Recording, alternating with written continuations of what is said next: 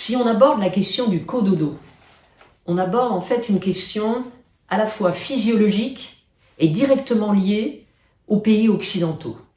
Parce que, je vais vous dire, c'est soit une option de départ des parents qui adoptent le cododo, soit c'est un recours qu'ils adoptent parce que l'enfant se réveille ou s'endort mal.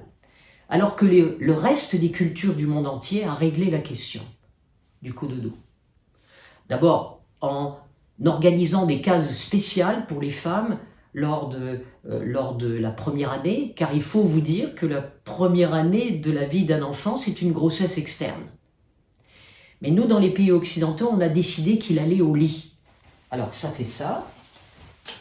Donc, je prends un bébé, je le couche, je le reprends, je le recouche, je le reprends, et je l'allaite, soit téton ou tétine. Or, en fait, beaucoup de cultures du monde entier ont adopté le portage. Portage latéral, ventral, dorsal, et savent que, encore une fois, la première année, c'est une grossesse externe parce que nous naissons tous prématurés. Alors, comment on s'en sort en Occident? En Occident, on a tellement peur qu'un enfant soit capricieux, qu'on veut gérer son autonomisation, comme s'il avait 18 ans ou 20 ans. Mais par contre, nous ne sommes pas préparés psychologiquement au cododo. Nous ne sommes pas préparés. Le contexte ne convient pas.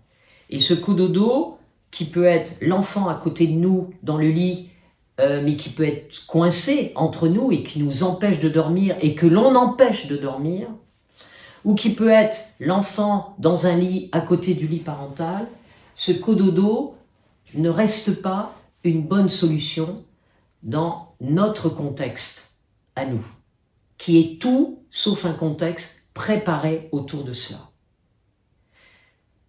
Oui, il est bien qu'un enfant puisse alors aller au lit, en tout cas dans tous ces mouvements de l'enfant, du lit à vous et de vous au lit de l'enfant, il faut que ce soit le plus harmonieux possible, le plus apaisé, le plus fun, le plus dense possible, le plus chorégraphié possible. Voilà. Alors évidemment, les inconvénients du portage, chez les cultures qui portent, c'est le sevrage, parce que l'enfant aimerait bien être porté tout le temps. Alors quelquefois, dans certains pays, les mères se mettent au bout des seins pour sevrer l'enfant des extraits d'écorce sa mère, pour que l'enfant soit bien dégoûté et qu'il ne vienne plus demander le téton. Dans beaucoup d'autres cultures aussi, des cousines ou des tantes partagent le portage de l'enfant. Voilà. Mais nous, il y a des limites au cododo et incontestablement, quand le faire? Par transition, par tranche d'heure, par tranche d'âge, c'est un peu compliqué. En tout cas, pour tous ceux qui sont dans le cododo, ce qu'il faut, non pas conseiller, parce que les conseils c'est bien gentil, mais en tout cas mettre peut-être le lit, puis après évidemment l'éloigner un peu, et puis voilà, que l'enfant ait sa chambre, ou en tout cas un endroit, mais surtout, le faire de façon extrêmement apaisée, extrêmement harmonieuse, que ce soit un véritable cycle, horloge biologique, et que ce ne soit pas simplement un plaquage d'enfant sur un matelas, mais qu'il aime cette pesanteur.